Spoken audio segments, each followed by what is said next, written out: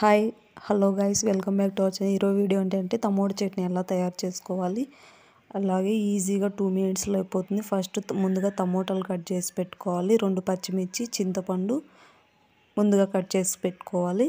అలాగే stove on చేసుకొని oil వేసుకొని ఈ టమోటాలని బాగా ఫ్రై చేసుకోవాలి. అలాగే ఫ్రై చేసుకున్న తర్వాత చూడండి ఈ విధంగా బాగా ఫ్రై చేసుకోవాలి. ఫ్రై చేసుకున్న తర్వాత 2 మిర్చీలను కట్ చేసుకొని ఆ ఫ్రై చేసుకున్న టమోటాలలోనే వేసేయాలి. ఇవి కూడా వేసుకున్న తర్వాత కొద్దిగా చింతపండు ఇవన్నీ వేసేసి బాగా డీప్ ఫ్రై చేసుకోవాలి. ఇలా ఫ్రై చేసుకున్న తర్వాత